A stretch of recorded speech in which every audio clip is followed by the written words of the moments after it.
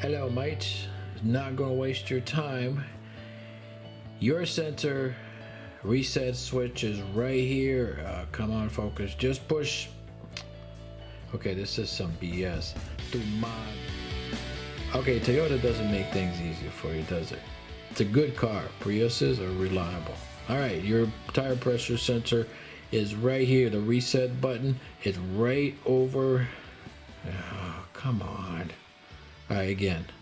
Let's smells over here. Why is your smell here, bro? Just kidding. Over here. You know, Toyota could have made this so much easier, right?